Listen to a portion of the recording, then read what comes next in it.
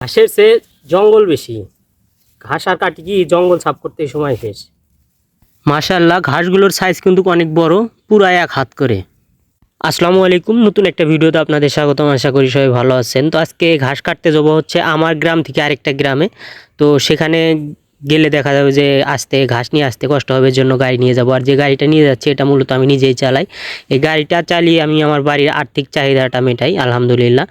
এবং যে কোনো কর্মকে সম্মান করলে অবশ্যই সেখান থেকে ভালো কিছু পাওয়া যায়। আর আমি একদম গ্রামে বসবাস করি, তাই এটা হচ্ছে গ্রামীণ রাস্তা। অনেক সুন্দর একটা পরিবেশ মাশাআল্লাহ।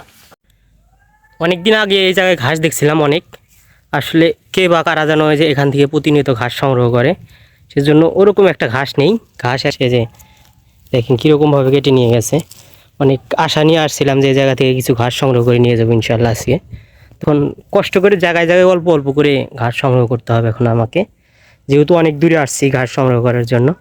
তো খালি হাতে গেলে দেখা যাবে যে পরিশ্রমটাই বিফলে যাবে। আর ওই একটা কথা আছে না যে খুদ কুড়াতে কুড়াতে নাকি বিল হয়, তো সেই চেষ্টাটাই করতে হবে আজকে ইনশাআল্লাহ। ধৈর্যের সাথে কিছু কিছু করে অল্প অল্প করে সংগ্রহ করতে হবে। আর এখানে কিন্তু জঙ্গলের পরিমাণ বেশি, সব হচ্ছে ঢেকুয়া জঙ্গলটা বেশি, যেহেতু এটা একটা সুপারি বাগান। আর এখানে এত পরিমাণে জঙ্গল যে এর ভিতরে বসলে গেলে সামন এবং পিছন থেকে বোঝাই যাবে না যে এখানে মানুষ আছে কিনা। যখন আমি এই বাগানে ঢুকি তখন একটা শিয়াল আমার সামন দিয়ে বের হয়ে চলে গেল। অনেক বড় একটা শিয়াল ছিল, যদিও ক্যামেরা চালু ছিল না, এই কারণে আপনাদের দেখাতে পারিনি।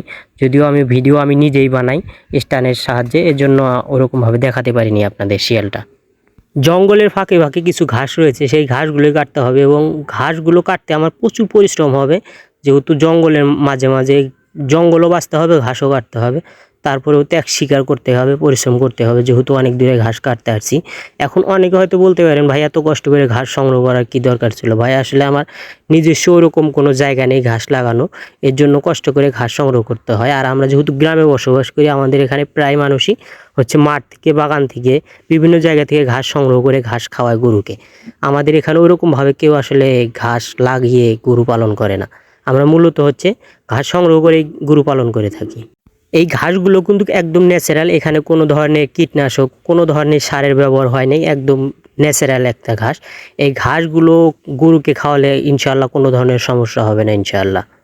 আর আমাদের এদিকে সুপারি বাগান অনেক, যেহেতু আমাদের এদিকে সুপারির চাহিদাটা ভালো রয়েছে, ভালো একটা দামে বিক্রি করা যায়, এর জন্য আমাদের এদিকে সুপারি বাগান অনেক। আর এই সুপারি বাগানের ভিতরে প্রচুর ঘাস হয়ে থাকে, এর জন্য আমাদের এদিকের মানুষ বেশি ঘাস লাগায় না, সুপারি বাগান থেকে ঘাস সংগ্রহ করে গরু ছাগল পালন করে। আর সেই সাথে আজকে আমার এত পরিশ্রম করার পিছনে কারণ রয়েছে, আমাদের এদিকে ধানের যে খড় রয়েছে সেই খড়ের প্রচুর দাম। বর্তমানে হচ্ছে একটা আটির দাম হচ্ছে 12 টাকা, যে একটা আটি গরু একবারে খেয়ে শেষ করে ফেলবে।